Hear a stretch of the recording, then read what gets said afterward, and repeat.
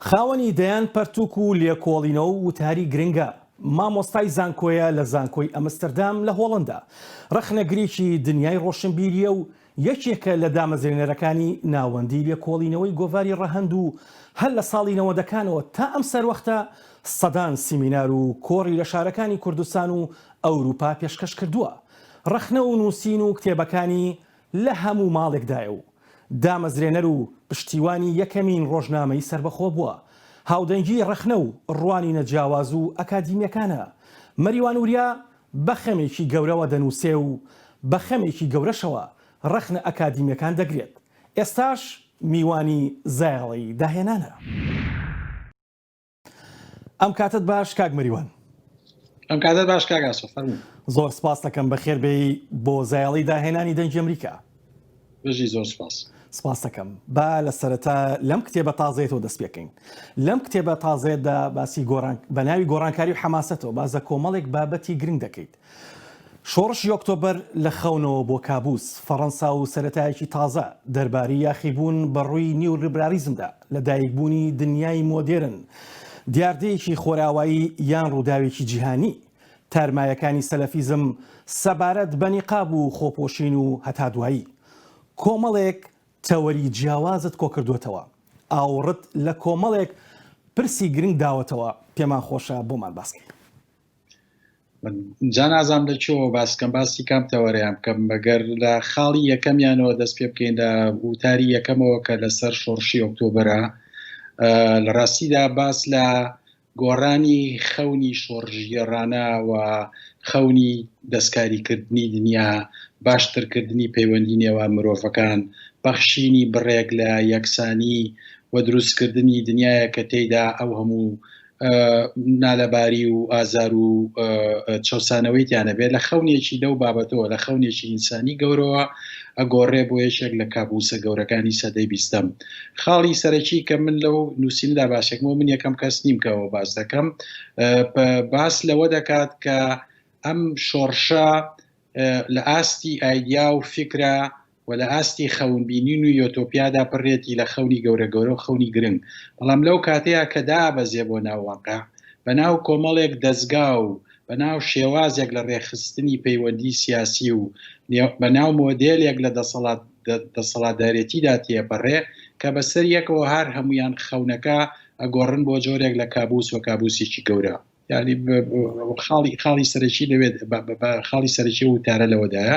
ئەمجا گەڕانەوەیەکی تێدایە بۆ مەسەن بۆ هەندێک لە دیدی ئەوانەی کە هەر لە سەردەمی شۆڕشی ئۆکتۆبەرەوە ڕەخنەی شۆڕشەکە و ئەو فۆرمەی حیزبایەتی کە لینینیزم لەگەڵ خۆی داهێنێ دەیکات. بۆ باس لە ڕۆزا لوکسمبۆرجی تێدایە کە دیدێکی زۆر زۆر مەشهور و ناسراوی هەیە، باس دەواکات ئەو فۆرمە لە حیزبایەتی کە لەگەڵ لینینیزمدا دێ تێیدا سەرۆکی حیزب بەچێتە شوێنی مەکتەبی سیاسی، مەکتەبی سیاسیە چێتە شوێنی حیزب، حیزب بەچێتە شوێنی کۆمەلگایە چینی کرێکار و بەو جۆرە پێکاتی حیزبەکە و سترەکتوری حیزبەکە لە ڕاستیدا ئەبێتەوە هۆی دروستکردنی جۆرێک لە دیکتاتۆریەت، یعنی لە ناو ئامرازە سەرچەکەی گۆڕانکاریدا ئەگەری دروستبوونی دیکتاتۆریەتەیە. خاڵێکی تر کە گرنگە ئەو پێداگرتنەیە لەسەرەوەی کە حیزب و حیزبی بەلشەفیک یا حیزبی کۆمۆنیستی یا هەر حیزبێکی دیگە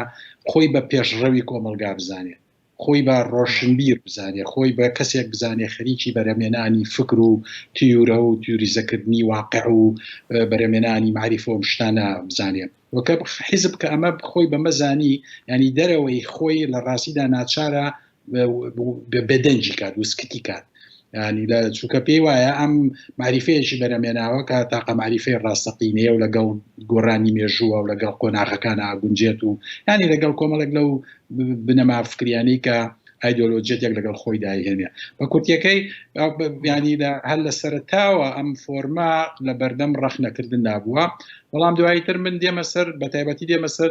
باسکردنی دیدی هانە ئارند و بەشێکیش لە دیدی میشێل فوکۆ لەو کتێبەدا. هانە ئارند بە پێداگرتنی بەردەوامی لەسەر پلورالیزم، لەسەرەوەی کە دنیایەکی پلوراڵە، فۆرمی جیاوازی مرۆڤ بوون هەیە کە بێگومان هەمویان یەکسانن بە یەکتری. ئەسڵەن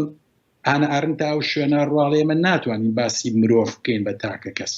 هەمیشە ئەبێ کە باسی مرۆڤمان کرد باسی مرۆڤەکان بکەین مرۆڤ هەمیشە کۆمەڵە و هەمیشە بە دەستە جەمعی بەیەکەوەیە مرۆڤی تەنها ناتوانێت بژی و ناتوانێت ببێ بە بەشێک لە مێژوو لەبەرەوە کە کۆ بەیەکۆ کۆبێتەوە یاسای کۆبوونەوەش یاسای پلوڕالبوونە و یاسای ڕێزگرتنە لەو پلوڕالبوونە بەداخەوە مەسەر نەتیورەی حیزبی لینینی و ناو ئامرازادنەی کە ناو لە بەردەستی شۆڕژێڕەکانی شۆڕشی ئۆکتۆبەردا بوون لە هەمویان لە دەرەوەی ئەم دیدا بوون لە ڕاستیدا هەر هەمیان بە ناوی حەقیقەتێکی مطلقی قسەیانە کردووە ناسینی مێژوو و پرۆلیتاریا تاقە هێزی شۆڕژێر ڕۆما بە تشتانە ئەمە بەس بۆیە خاڵ دیسانەوە ینی تێمایەکی سەرەکی لە زۆربەی زۆری کتێبەکانی منە هەیە کە بریتێ لە بەدگریکردن لە جیاوازی لە هەموو فۆرمەکانیدا تا ئەو شوێنەی فۆرمێک لە فۆرمەکان نابێ بە دەمکوتکردی سەرجەمی جیاوازەکانی تر بەڵێ کاک مریوان حەزەکەم بتگەڕێنەوە بۆ ڕەهەند پرۆژێکی فکری و ڕۆشنبیری گرنگ بوو لە ساڵانی نەوەندەکانەوە بە ئێستاشەوە گرنگە باز لە دروستبوونی ڕەهەندمان بۆ بکەن و باز لە هۆکارەکانی ڕاوەستاندنیشی بکەن کە لە ئێستاە ڕاوەستاوە بەڕاستی پرۆژێکی گرنگ بوو بۆ خوێنەران بۆ ئەکادمیستەکان بۆ زۆرێک لەو تیۆریانی کە باستانە کرد هەم ئێوە هەم برادران کاک ڕێبین و کاک بەختیار و زۆرێک لەو برادرانی کە بەشدار بوون لە گۆڤاری ڕەهەند و ناوەندی ڕەهەندا وڵای کاگا سۆڕێگەوە پرسیارە لە برادرانی ترکەی باشتر بیاوان زاکیریان لە من ورترە و وردەکاری و تەفاسیلی زۆشتیان لە بیرە کە من بەشێکی زۆریم لە بیر چۆتەوە بەڵام ڕەهەند لە ڕاستیدا ینی خۆی ئێمە سەرەتا دوای ڕاپەڕین من و بەختیار عەلی و بەرزان فەرج و کۆمەڵی خەڵکی تر دەستمان کرد بە دروستکردنی گۆڤاری ئازادی لە هەر لە ڕۆژەکانی یەکەمی ڕاپەڕینە لە سێ هەفتەی یەکەمی ڕاپەڕینە ئێمە گۆڤاری ڕزگاریمان ئازادیمان دەرکرد ئەو کات من بیرم دێ من ژمارەیەشیم برد بۆ هەولێر ئەو ڕۆژەی کە من چوومە هەولێر ژیرایت ڕامان کرد و بە دوایە من گەشت چوومە ئێران و بەرحاڵ بە دوایە من هاتمە دەرەوە کە هاتمە دەرەوە من لێرە مامەوە دوای ماوەیشتر بەختیار عەلی هاتە دەرەوە کاگاراس فەتاح لێرە بۆ کات گۆڤارێکە بوو لە ئەوروپا دەرەچوو ناوی یەکگرتن بوو گۆڤاری یەکگرتن کاکەڵکەوت بەڕێوەیە برد و حسابی خۆی و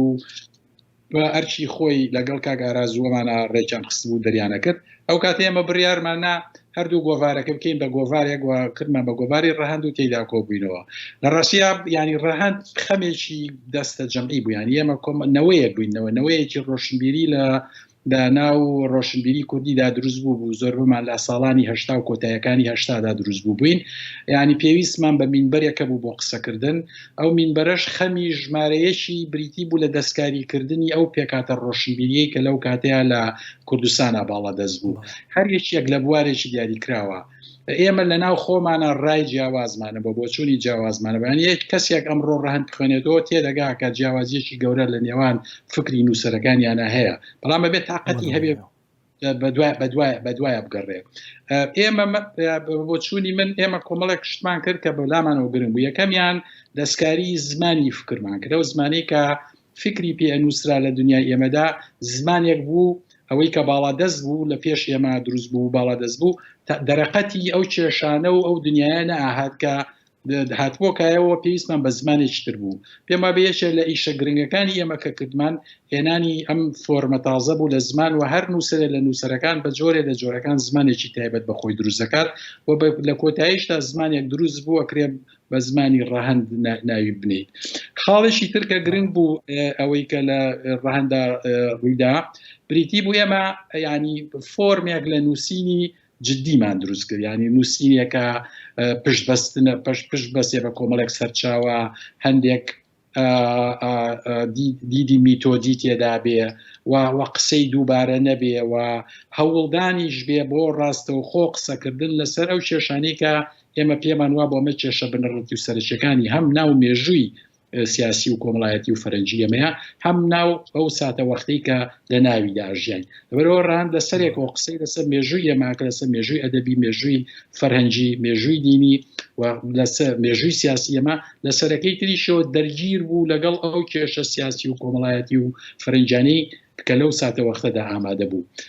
خاڵێکی تر کە گرنگە بیزانینەوەیە یعنی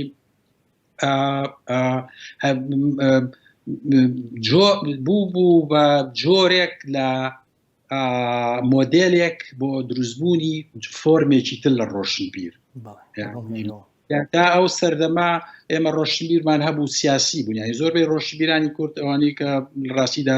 ینی ناویان دەرەکردوونەوەبانیان دەرەکرد بەشێکی زۆریان ئەچوونە ناو حیزبە سیاسیەکانەوە یا خۆیان حیزبیان دروست دەکرد یا بەشێک لە بزوتنەوەی سیاسی. بەڵام ڕەهەند فۆرمێک لە ڕۆشنبیری لەگەڵ خۆیدا دروست کرد کە لە دەرەوەی پارتە سیاسیەکانی کوردستانە بوو و لەوەش ناترسا کە لە سەرجەمی ئەو هێزە سیاسیانە قسە بکە و قسەی ڕەخنەیی بکە. ئەم خاڵێکیکە کە ڕەهەند درستی کرد لە ڕاستیدا ئەوە بوو کۆمەڵی خەڵکی زۆریشی دروست کرد کە ڕقێکی زۆر گەوریان لە گۆڤارە و لە نووسەرەکانی هەبێ. ینی مەسن سیاسی دروست کردووە لە ئێران پارەیاوە بە نووسری ئێرانی بۆی قسە بە گۆڤاری ڕان بڵێ، لە شوێنی تر پارەیاوە بە خەڵکی تر لە ئەوروپا بۆی قسە بە گۆڤارەکە و بە نووسەرەکان. ینی تا ئەم ڕۆژ هینێک ماوە جۆرێک لە خەڵک ماوە هەتا ئەم ڕۆژکە ڕەهەندەوە بۆ 20 ساڵە بێبوونی نەماوە، نزیکی 20 ساڵە بوونی نەماوە، کۆمەڵی خەڵکەیە تا ئەم ڕۆژ هەر قسەی پێڵێن و ئەمڕۆ ینی نا ئەو گروپەمە نا ئەندامەکانی ئێستا هەندێکیان قسە لەگەڵ ئەوانی تریانە ناکەن، هەندێکیان کتێبمان لەسەر ئەوانی ترمان نووس وەکو هەر گروپێکی ڕۆشنبیری لە مێژووی ڕۆشنبیری شەهروا بوو، ینی ئەوە گروپێکی ڕۆشنبیری لە قۆناغێکە پێکەوە کارەکە دوایەوە کارەکانیان هینی نامێنێ و ئەو سیفەتە دەستە جەمعیەی نامێنێ.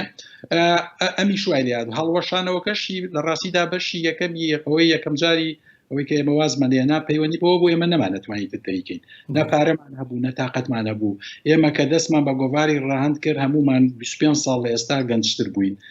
تازە لە ئەوروپا بووین، لەسەر حسابی خۆمان و بە هەندێک کۆمەکی بچووکی هەندێک نووسری ئەوروپی و ئەمانە دەستمان بەرمیشە کرد. بەڵام لە قۆناغێکە ئیترە بەمان بۆ نەکرا، هەمومان بووینە خاوەنی خێزان و مناڵمان هەبوو، پێویستمان بە ئیش و بەوانە بوو، هەوڵماندا بوو لە فۆرمێکی ترا دەری بکەینەوە، بەڵام ئەوەش سەری نەگرت ئیتر وەستاین، ینی دەرەقەتی هینەکەی نهاتین بەڕێوەبردنەکەی. بەڵام بە دیوی ئەو دیویشا لە ڕاستیدا خاڵێکی تریشەیە ئەوەیە زۆربەی زۆری نووسەرەکان فکریان گۆڕا، ینی نییە ینی بۆشایەکی فکری چاڵی فکری لە بینی نووسەرەکانە دروست بوو، ئەو هینەی نەما، ینی ئەو کۆگیریەی کە لانی هەرەکەمی ئیتیفاق و ڕێکەوتی کە لە قۆناغی سەرەتادا هەبوو تیایە نەما. لەبەرەوەی هەر نووسێک بە ئاراستەیەکە ڕۆیشتە نووسەرێک دیدێکی دیاریکراوی بۆ دنیا گەشە پێدا، ئەوەی بەشێکی تر بوو لەو هۆکارانی کە نەما. مەریوان وریا لە کتێبی بیرکردنەوە لە سەردەمە تاریکەکاندا دەڵێت بە پێوەری هەژارترین وڵاتانی دنیا کوردستان لە یەک کاتدا هەم سۆماڵە و هەم کالیفۆرنیا. سۆماڵی هەژارە، تازەکانی دوای ڕاپەڕین و کالیفۆرنیای ملیۆنێرە. تازەکان هەمان قۆناغ ئەم جیاوازیە گەورەیە و هەژاری و ستەمکاری ئابووری و سیاسی دەتوانێت چ کارەساتێک بخوڵقێنێت کاک مەریوان؟ کارەساتی گەورە خوڵقێنێ، ینی گەورەترین کارەسات لە ڕاستیدا ڕەنگە دوو کارەساتی زۆر سەرەکیە. بە یەکەمیان پارچە بوونێکی کۆمەڵایەتی ترسناک کە ئەگەری تەقینەوەی کۆمەڵایەتی بەردەوام لەگە خۆی هەڵەگرێ. هاوشان بەم پارچە بوونە کۆمەڵایەتیە نەمانی هیچ جۆرێک لە متمانە لە ناو کۆمەلگادا، ینی نەمانی متمانەی سیاسی، نەمانی متمانەی کۆمەڵایەتی و تێکەڵبوونی نەمانی متمانە بە پرۆسەی بەردەوام پارچەبوونی کۆمەڵایەتی و بە بەردەوامی هەژارکەوتنی کۆمەلگا پرۆسەیەکی هێجگار مەترسیدارە. واگەینە قۆناغێک کە تیایدا خەڵک هیچ ئەگەرێکی تری لە بەردەمان نامێنێتەوە جگە لە شەڕێکی دەستەویەخە لەگەڵ ئەو هەلوو مەرجە مێژوویە و لەگەڵ ئەو بکەرانەدا کە ئەو دۆخەیان دروست کردووە. کێشەی سەرەکی ئەم دۆخە چی دروستی کرد؟ ینی بە بۆچوونی منەوە تێزێکی من ساڵانێکی درێژە پیشی لەسەرەکەم و بەرگریشی لەکەم ئەوەیە سەرمایە لە دنیای دوای ڕاپەڕیندا کەڵەکە بوونی سەرمایە و کۆکردنەوەی سەرمایە لە ناو پرۆسەیەکی ئابووریەوە نایەت، لە ناو سیستمێکی ئابووریەوە دروست نابێت کە تێیدا بەهۆی بەرهەمهێنان و بەهۆی کاری ڕۆژانەی پارەپیاکردن و شتانەوە دروست بێت ینی جۆرێک لە دەوڵەمەندی دروست دەبێت کە لە پڕ دروست دەبێت و مێژووی نیە ینی دەوڵەمەندیە کە بەبێ مێژوو جاران کەسی دەوڵەمەند لە وڵاتی ئێمەدا مەسەڵەن من کۆمەڵی خزمی خۆمم هەیە ناسراومەیە کە دەوڵەمەند بوون یان لە سەرەتا لە یەکێک لە شارەکانەوە لە پێنجێنەوە لە 30 سادە هاتنە ناو سلێمانی لە ناو سلێمانیە عارەبانیان هەبوو شتی دەستیانە فرۆشت ئەمانە دواییتر دوکانێکیان دروست کرد دوایی کردیان بە دوکان دوایی دەستیان کرد بە بازرگانیە چوونە بەغاشتیان هێنا گەورەتر بوون لە دوای 20 ساڵ 25 ساڵ بوون بە یەکێک لە دەوڵەمەندەکانی شار ئەم پرۆسەی کەڵەکە بوونی سەرمایە لە ڕێگەی ئیشکردنەوە لە دنیای دوای ڕاپەڕی ناکوژرێ یعنی ڕاستە و خۆست سەرچاوەی کەڵەکە بوونی سەرمایە وە کۆکردنەوەی ئەبێ بە سیاست ئەبێ بە پێگە سیاستەکان ینی پارە لە ناو سیاستەوە دێ پارە لە ناو پێگە سیاسیەکانەوە دێ ینی ئەوەی کە لە ڕووی سیاسیەوە حکومڕانە دەستگا گەورەکانی دەوڵەتی لەژێر دەستایە بڕیارە سیاسیەکانی لەژێر دەستایە ئەبێ بە هەمان ئەو بکەرەی کە سەرجەمی بڕیارە ئابوووریەکانی وڵاتەکە و سەرجەمی کەرەستەخاوەکانی وڵاتەکە خاتژە دەستی خۆیەوە و پێگە سیاسیەکەی خۆی ڕاستە و خۆ تەرجەماکە بۆ پێگەیەکی ئابووری کۆنتراکتەکان دابەشەکات ئیتیفاقاتەکات و ڕێکەوتنەکات لەگە وڵاتە ئیقلیمیەکانە نەوتە فرۆشێت ینی کێشە سەرچیەکە لەوەدایە سەرمایە دروستبوون یان بەمانای لەمانەکان دەوڵەمەند بوون پەیوەندیەکی ڕاستەوخۆی هەیە بە سیاستەوە نەک بە ئابوووریەوە ینی دەوڵەمەند بوون لە ناو کاری سیاستەوە دروست دەبێ و هەر بە هەمان شێوە هەژارکەوتن لە ناوکاری سیاستەوە دێ ینی هەژارکەوتن بەشێکی زۆری لە ناوکاری سیاستەوە دێ ینی تۆ ئەگەر بازرگانێکیشبی لە شارێکی وەکو سلێمانیە هەولێردا ئەگەر پەیوەندی زۆر کۆک و تەباو بە جۆرێ لە جۆرەکان تەسلیم بوت بە دۆخ بە حکومڕانە سیاسیەکە نەبێ ئەو کاتە ناتوانانی بەردەوامی لە کارەکانی خۆتا لێرەوە ینی هەب چ لە ناو دەستگا سیاسیەکانە چ لە ناو دەرەوەی دەستگا سیاسیەکانە ئێمە کەوتینە بەردەم جۆرێک لە میکانیزمی کەڵەکەکردن و کۆکردنەوەی سەرمایە و دەوڵەمەند بوون کە سەرجەمی ئەو میکانیزمانە وایەرلامی کەم پێگە هەرە سەرەکی و ناوەندیەکانیان لە ناو کاری سیاسی و لە ناو پێگە سیاسیەکانەوە هەر ئەوەشەوە ئاکات هیچ یەکێک لە کوردستاندا یەکێک لە هەرەوە نیە بەتەنیا یەکێک لە هۆکارە سەرچەکانی ئەوەی کە خەڵک حکمڕانانی کوردستان و نقطە سیاسیەکە ئامادە نەبن واز لە پێگە سیاسیەکانی خۆیان بێنن بڕۆن پیرە بێ مەسەڵەن بۆ نمونە پیاوەکە پیرە بێ بچێ کارێکی تر بکات چێ ئاگای لە کانی مناڵەکانی بێ لە کوڕەکەی هیوایەتێکی خەریکۆ بێ هۆکارەکەی ئەوەیە پێگە سیاسەکەی بەستراوەتەوە بە تۆڕێکی گەورە لە بازرگانەکەی بۆیە لە دنیای دوای ڕاپەڕینە ئەوانەی کە بن بە ملیۆنێر لە ناو سیاسەتەوە بازدەن بۆ ناو ئابووری و سیاسەتیان کا بە ملیۆنێر ئەوانەشی کە هەژارەکەون ئەو گرێدانە گەورەی نێوان سیاست و ئابووری هەژاریانەکە لەبەرەوەی ئێمە لە یەک وەختە گەرم ڕوو تەماشای کوردستان بکەی ئێمە لە یەک وەختە هەم سۆماڵمان هەیە خەڵکمان هەیە ئەمە دوێنێ بینیمان لە خۆ پیشاندانەکانە کابرا ئەم 5 دیناری پێ کابرا ئەڵێ توانای ئەوەی نییە سێژەم نان بخوا لە ڕۆژێکە بەڵام بەدی ئەو دیوە ئێمە دەوڵەمەندمانەیە فڕۆکەی تایبەتی خۆی هەیە خانووی تایبەتی و کۆشک و باڵەخانی گەورەیە لە پایتەختەکانی دنیادا لە کتێبی فکر و دنیادا دەڵێیت بێگومان ئینسان تەنها خولیای هاتنە دەرەوەی نییە لە ژوورەکانەوە بۆ ناو دنیا لە ماڵەوە بۆ جیهان بەڵکو و بەشێکی گەورەی ئەو شتانەش کە دایان دەهێنێت هەوڵدانێکە بۆ کۆچکردن و بەجێهێشتنی شتە ئامادە و دروستکراوەکان لەمڕۆ داهێنانی ئەدەب وەک ئامڕازێک بۆ گەیشتن بە زمان و وێنە و خەون و دنیای نوێ شایانی باسکردنە لە زۆر کادا ئەدەب دەبێتە نیشتیمانێکی ڕۆحی نوێ کە بەردەوام لە تازەبوونەوەدایە ڕای تۆ چییە لەو پارەیەوە ئەمە نووسینێکی خۆتە و هەڵبەت بە دوو بەشیش بڵاو بۆتەوە ئازانی کاکە ئاسۆسیانی مرۆڤ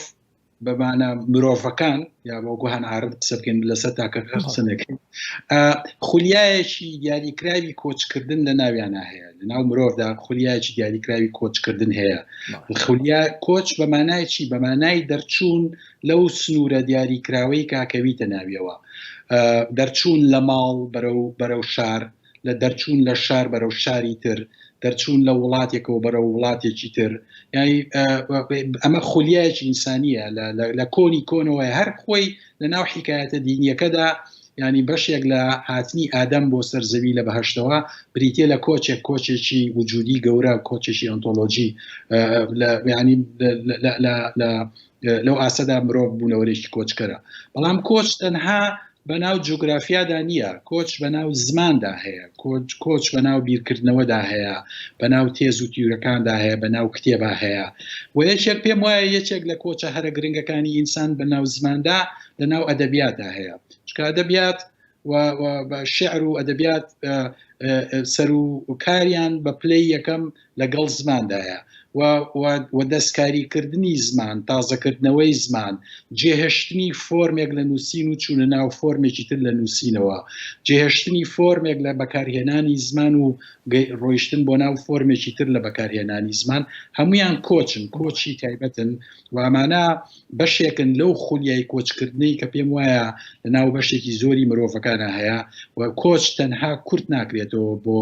کۆچکردنێکی جوگرافی لە ماڵێکەوە بۆ شارێک لە شارێکەوە بۆ شارێکی تر لە وڵاتێکەوە بۆ وڵاتیچکە بەڵکو کۆچێکی گەورە هەیە لە ناو زمانە لە ناو مانایە لە ناو سیستمە ڕەمزیەکانە لە ناو سیستمە ئەخلاقیەکانە لە ناو پەیوەندیەکانی مرۆڤە هەر هەمویان گەرای کۆچکردنیان تێدایە و لە ڕاستیدا هەر ئەوە شەوالەوە دەکا ژیان قابلی ئەوە بە ئینسان بژی ینی وای لێ نەکات ببێ بە قاڵبێکی داخرا و ببێ بە ڕۆتین و تیکرارێکی کوێرانەی ڕۆژانەکە هەموو چێژێک لە ناو ئینسان و هەموو چێژێک لە ژیاندا پوژە لە کتێبی دەسەڵات و جیاوازی تاکەیەکێک لە کتێبە جوانەکانی خۆشمەوێ کای سیاسی نەعەقلانی نەک تەنیا خودی سیاسیەکان نەعەقلانی دەکات بەڵکو زوربەی خانە کۆمەڵایەتیە جیاجیاکانی دیکەش بە ڤایرۆسەکانی خۆی نەخۆش دەخات ئەو کۆمەلگایی سیاست لە ناوی کوێرانە کار بکات زەحمەتە یەکە کۆمەڵایەتەکانی دیکەی توانای چاوکردنەوەیان هەبێت و دنیا لە حەقیقەتی خۆیدا ببینن بەڵام ئەمە لە کۆمەڵگەیەکی زیندوودا کاگمەریوان پێچەوانە دەبێتەوە بۆ ناڕەزایی گەورە لە ڕووی فەرهەنگی و کۆمەڵایەتی و ڕەخنە و داوایی گۆڕانکاریەوە ئەمە چۆن لە کۆمەلگەی کوردیدا پێچەوانە دەبێتەوە ئەزای وەکو لە پرسیاری پێشوودا لە پەیوەندی نێوان سیاست و ئابووریدا باسم کرد ئەگەر شتێک هەبێ ناوی یاسای کۆمەڵایەتی بێ و یاسای گۆڕانکاری بێ لە کۆمەلگای ئێمەدا بەو شێوەیەیە بەبێ دەستکاریکردنی کای سیاست و بەبێ دەستکاریکردنی پەیوەندیە سیاسیەکان و تێگەیشتن بۆ سیاست و بەبێ گۆڕینی ئەو عەقڵیەتە سیاسەتە باڵا دەستی کە هەیە زەحمەتە ئێمە بتوانین دەستکاری شتەکانی تر بکەین ینی نمونە با نمونە ئەمەش تێزێک یەکێک لەو تێزانەی کە من بە پێچەوانەی زۆرێک لە ڕۆشنبیرەکانی تری وڵاتی خۆمانەوە نزیکی 20 ساڵە بەرگری لێ یەکەم یعنی ئەوان پێیان وایە بێ لە قوتابخانەوە دەست پێ بکەین و تاکە کەس لە خوارەوە بگۆڕین و بۆی کۆمەلگایەک دروست بکەینە بێ لە خواری خوارەوە دەست پێ بکەین من ڕێک ڕام پێچەوانەیە لەبەرچی لەبەرەوەی ئەو لۆجیکە سیاسیە ئەو تێگەیشتنە بۆ سیاست و ئەو فۆرمە لە کارکردنی سیاسی لە ناو سەررجەمیکایەکانی تی کۆمەلگای ئێمەدا ئامادەیە یعنی تۆ بۆ یەکێک لەو هۆکارانەی کە زانکۆکانی ئەمڕۆی کوردستان خراپن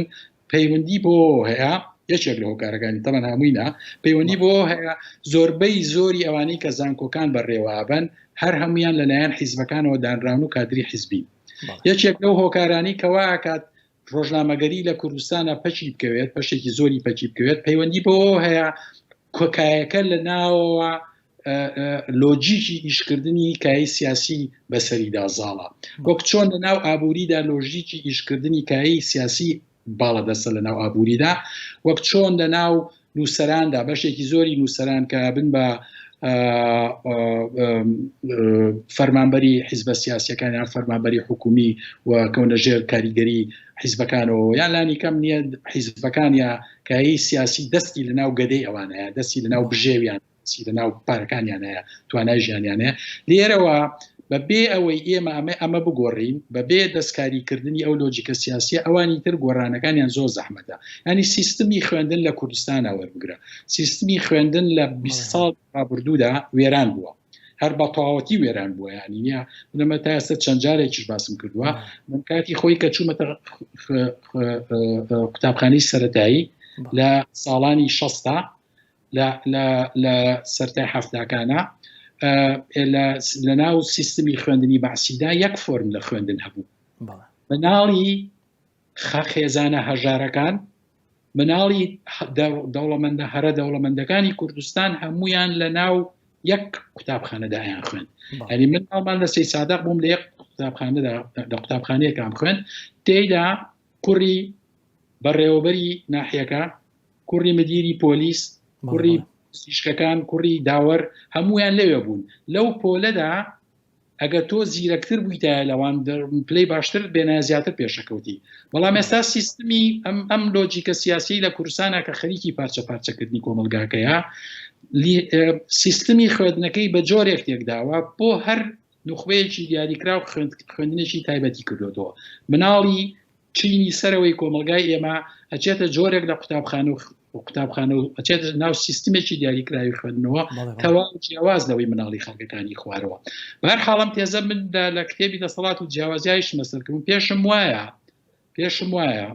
سیاسەتی کوردستان ڕنگدانەوەی کۆمەلگای کوردی نییە. من پێم وایە کۆمەلگای کوردی لە سیاسیەکان پاکترن. بەشی زۆری خەڵکی کوردستان لە سیاسەکانی کوردستان بە ئەخلاقترن، پاکترن، ڕاستگۆترن، ئیشکەرترن و جیاوازی زیاتر قبوڵەکەن. ئێمە نوخبەیەکی سیاسیمان هەیە بەهۆی داخرانیەوە و بەهۆی تێکەڵبوونی بە کۆمەڵێک گەمەی گەندەڵی و دزی و جەردەیەوە بۆ بە یەکێک لە هێزە هەرە ناشرینەکانی ناو کۆمەلگای ئێمە. ئەم نوخبە سیاسیە بۆ ئەوەی بمێنێتەوە طبعا پێویستی بە هێزی چەکدارە، پێویستی بە ئەمنە، پێویستی بە بابەتشانە، بەڵام بەردەوام پێویستیشی بە ناشرینکردنی کۆمەلگا هەیە، بەردەوام پێویستی بە تەقسیمکردنی کۆمەلگا هەیە، بەردەوام پێویستی بەوە هەیە متمانە نەمێنێت لە ناو هێزە کۆمەڵایەتیەکانە. لەبەرەوە یاساکە بۆ شێوەیە کە تۆ سیاسی خراپت هەبوو، کۆمەلگاکەی ئەتوانێت کۆمەلگاکەی خراپکە. یەک نمونەت بۆ بێنمەوە، مەز کۆمەلگای ئیرانی تا هاتنی خومەینی کۆمەلگایەکی کەم تا زۆر ئەلمانیە، کۆمەلگایەکە پرۆسەی مۆدرنی تازەبوونەوەمانە کردوێتی بە کۆمەلگایەکی ئەلمانی. بەڵام خومەینی و ئەو نوخبە دینیە لە ماوەی 10 ساڵدا ئەو کۆمەلگایان لەسەرەوە سەر لە نوێ هەڵوەشانەوە شتێکیان لێ دروست کرد. لەبەر ئەوە هەڵەیە ئێمە پێمان وابێ کە نوخبەی سیاسی و حکومڕانی ئەومانە ڕنگدانەوە و نوێنەرایەتی کۆمەلگایەکەکەن ڕێک بە تایبەتی لەو ناوچەی ئێمەدا بەهۆی داخرانی نوخبە سیاسیەکانەوە، بەهۆی دەست گۆڕچێنەکردنی دەسەڵات و بەهۆی مانەوەی بنەماڵە سیاسیەکان بە بەردەوامی لەسەر حکومڕانی ڕێک ئەبن بە نوخبەیەکی داخراو و ئەوانە لە کارکردنی خۆیاندا دەستکاری سەرجەمیکایەکانەکەن، لۆجیشی خۆیان بەسەر لۆجیکایەکان سەپێنن وە کۆمەلگاکە خراپەکەن، پارچە پارچەیەکەن، بێمانەیەکەن. بەڵێ لە کتێبی مرۆڤ و کەرامەتدا باز لە 3 چەمک دەکەیت: چەمکەکانی یەکسانی و کەرامەت و پلورالیزم. بەڕای تۆ ئەم 3 چەمکە نەک تەنها چەمکە هەرە سەرچەکانی ناو دنیای مۆدێرنن، دنیای مۆدێرن دنیای لەدایکبوونی مرۆڤی یەکسان و مرۆڤی خاوەن کەرامەت و مرۆڤی جیاوازە. کورد وەک مرۆڤ کەوتۆتە کوێی ئەم هاوکێشەی تۆ؟ زانین کوردستان وەکو بەشێک لە خۆرهەڵاتی ناوەڕاست لە سەرەتاکانی سەدەی 19ەمەوە لە ناو پرۆسەی مۆدرنیزە و تازەبوونەوەیە. ئێمە لای ئێمە قۆناغی یەکەمی تازەبوونەوە بە تازەبوونەوەی زمان دەست پێەکە لە ڕاستیدا بە تازەبوونەوەی ئەدەبیات. ینی هەنگاوی یەکەمی تازەبوونەوە لە دنیای ئێمەدا نالی و مەولانە خالی دەینێن. نالی بە دەستکردن بە نووسین بە زمانی کوردی، مەولانە خالیدیش لە ڕێگای نووسینی یەکەمین کتێبی دینی بە زمانی کوردی کە تێیدا بە کوردی بە سۆرانی لە وڵاتی ئێمەدا باس لە خوددا و پێغەمبەر و تاریخی دین و مێژوو دینەوەما ناکرێت. ئەکەوینە ناو هەمان ئەو مێژۆ کە کۆمەلگاکانی تری تێکەون. لە پاڵیا مەسەڵەن خوێندنی تازە دێتە ناو کۆمەلگای کوردیەوە، تیایدا نووسەری تازە دروست دەبن، تایدا شێوازی بەرهەمهێنانی تازە لە شێوە هەرە سەرەتاییەکەیدا دێتەکایەوە یعنی بۆ چوونی بن کۆمەلگای ئێمە لە کەوتنە ناو دنیای مۆدێرنەوە زۆری فەرق نییە لەگەڵ کۆمەلگاکانی تری خۆرهەڵاتی ناوەڕاستە و هەر هەمووشیان لە دوای کەوتنی ئیمپراتۆریەتی عوسمانیەوە کەونە ناو فۆرمە لە دەوڵەتی نەتەوەییەوە کە لەو ناوچانەدا دروست دەکرێت و تێیدا خوێند سوپای تازە دروست دەبێت سیستمی داوەری تازە دروست دەبێت پزیشکی تازە لەدایکە بێ سەنعات و کاری ئابووری تازە دێتەکەیەوە کۆمەلگای ئێمە کەوێتە ناوێەوە ئێستا لە سەدەی 21میندا پێم وایە کۆمەلگای ئێمە کۆمەلگایەکی پلوڕاڵە ینی کۆمەلگایەکە وەکو هەموو کۆمەلگاکانی تری دنیا پڕێتی لە جیاوازی پڕێتی لە نووسری جیاواز پڕێتی لە زەوقی جیاواز پڕێتی لە دنیابینی و خەونی جیاواز لە ڕاستیدا چینی جیاوازیشی تێدایە ینی وە پارتی سیاسی جیاوازیشی تێدایە ینی لەم پەڕی چەپی ڕادیکاڵەوە تیاتی تا ئەو پڕی ڕاستڕەوی ڕادیکاڵ بە تێپەڕین بەناو ئەوانی تردا ئەم کۆمەلگای ئێمە لە ئێستادا پێیەکی لە کوردستانە پێیەکەی تری لە ئەوروپایە یعنی ئێمە خاوەنی دیاسپۆرایەکی نزیکی ملیۆنێک 2 ملیۆن کورد لە هەموو پارچەکانی کوردستاندا لە دەرەوەیە ینی فۆرمێکی زۆر لە جیاوازی لە کۆمەلگای ئێمەدا دروست بووە بەڵام کێشەی ژمارەیەکی کۆمەلگای ئێمە لە ئێستادا ئەوەیە دان نانێ بەم جیاوازیانەدا ینی نەبوونی داننەنان بە جیاوازیدا و نەبوونی داننەنان بە پلورالیزمدا یەکێک لە کێشە سەرچەکانە هەر ئەوەشەوە ئاکات ئەسان دەست بۆ کەرامەتی ئینسانی ئێمە بورێ تۆ نمونە پیاوێکی ئەڵمانی نادینی بە لە وڵاتێکی وەکو کوردستاندا سەلەفیەک ئەتوانێت یا سەلەفیەکی دینی ئەگەر توانە و دەسەڵاتی بێتوانێت بێت دیهانەت بکە وەتوانێت بێت ژیانت تاڵ بکە مەلایە گەتوانێت نییە کاراکترت بشکێنێ یاخود دیدێکت هەبێ بۆ سیاست جیاواز لە دیدی ئەو حکومڕانی کە لەسەر حکمی بنەماڵەی شەکە ئەتوانن ژیانە تێک بدەن و ناچارت بکەن وڵاتەکە بەجێ بڵێ و ڕابکەی ینی لە ئەساسدا داننەنان بە پلورالیزمدا داننەنان بە جیاوازیدا ئەبێتە هۆی هەردوو بریندارکردنی هەردوو چەمکە سەرچەکەی تری ناو دنیای مۆدێرن کە چەمکی کەرامەت و چەمکی یەکسانیە ینی مێژووی مرۆڤایەتی لە ڕاستیدا مێژوویەکی درێژە کە تایدا چەمکی کەرامەت و چەمکی یەکسانی بۆ ماوەیەکی هێزگا درێژ ئامادە نەبووە ینی ئێمە تەنها لەگەڵ فکرەی لەگەڵ بیرۆکە و بۆچوو چەمکی هاوڵاتی بووندا ئەوەی کە هەمومان یەکسانی هەمومان مافمانەیە هەمومان بەرپرسیارەتیمان لە سەرشانە ئەمە دروست دەبێت ئەم پرۆسەیە لە وڵاتی ئێمەدا کێشەی گەورەیدایە و کتێبی مرۆڤ و کەرامەت لە ڕاستیدا بەشێشی تەرخانە بۆ قسەکردن لە یەکێک لەو کێشە گەورانە کە پێم وایە کێشەکان لە ئێستادا هەنوە ئێمە تا بەرەو پێشەوە بڕۆین کۆمەلگای ئێمە تا بەرەو پێشەوە بڕات ئەم کێشانە لە ناویان خسترە بێت قورسترە بێت و گەورەترە بێت لەبەرەوە بم بە گرنگ بزانی لە ئێستەوە ئێمە بۆ یەکێک لەو کێشە گەورانە بکەی کە ئەم کۆمەلگایە پێویستی بۆ هەیە چارەسەری بکات بەدڵنیاییەوە هەندێک من ئاگادار بم لەم سەروەختی کەرەنتینەیەدا کاگمەریوان سەرقاڵی 2 پرۆژە یان زیاترن بینەرانی زایاڵی دەنگی ئەمریکا پیان خۆشە بزانن سەرقاڵی چین ئێستا من کۆمەڵێک پرۆژەم هەیە ئیشیان لەسەرەکەم یەکێکیان کە خەریکە تەواو بێ بە هیوام وایە مانجی 12 کۆتایی مانجیم 12 تەواو بێ کتێبێکی تازەیە لەسەر مەسەلەی ڕادیکالیزم لە دنیای ئێمەدا بەشی یەکەمی کتێبەکە باس لە ڕادیکالیزمی دینیەکات و باس لە سید قوتبەکەم وەکو نوێنەری هەرە ڕادیکاڵترین بزوتنەوە سیاسیە دینیەکانی سەدەی 20م کە لە وڵاتی ئێمەشا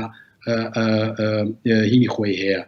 هەواداری خۆی هەیە و هێزی سیاسی دیاریکرا و هەبووە جوندلی ئیسلامەوەمانە کە ئیشان لەسەرەوە کردووە فۆرمی دووهەمی ئەم ڕادیکالیزمە کە باسیەکەم ڕاستیدا و فۆرمە چەپە نیومارکسیستەیە کە لە کوردستان ئەمڕۆ دروست بووە لەپاڵ بۆچوونی ڤلادیمیر ژیژێک و هەندێک نووسەرانی تردا کە هەوڵە دەم جۆرێک لە بەراوردکاری پێشکەش بکەم لە بینی ئەم دوو فۆرمە لە ڕادیکالیزمە کە پێم وایە خاڵی هاوبەشان یەجگار زۆرە هەردووچیان زۆر دژی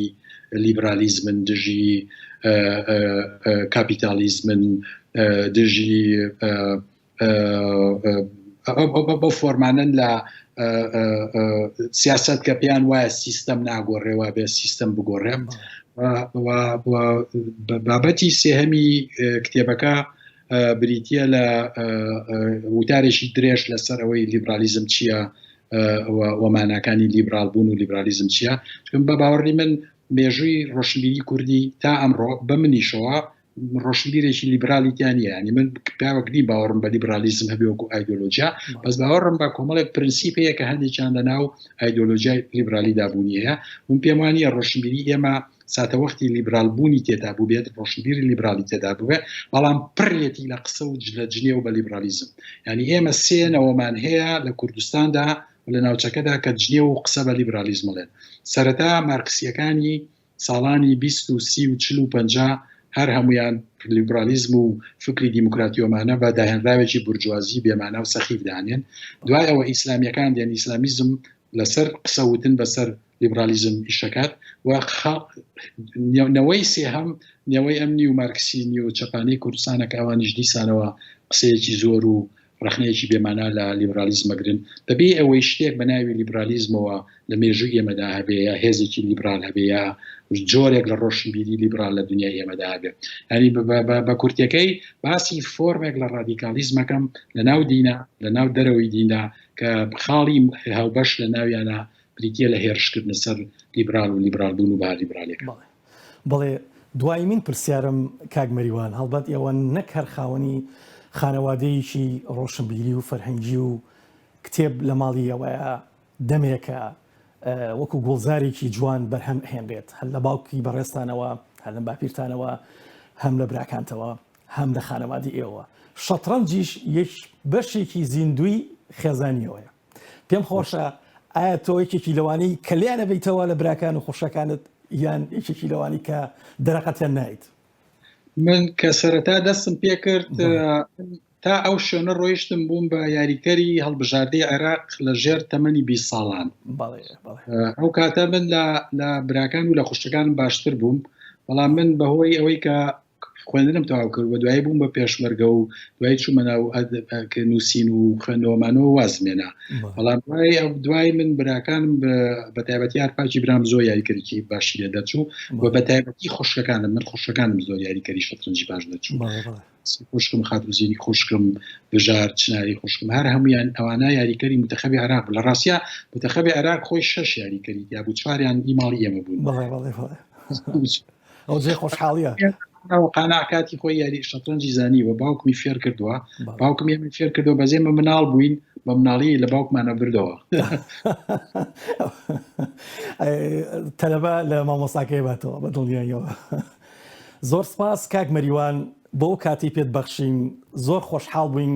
کە میوانی زەیاڵی داهێنانی دەنگی ئەمریکا بوون هەر بژین. سپاس بۆ ئێوەش. زۆر سپاس.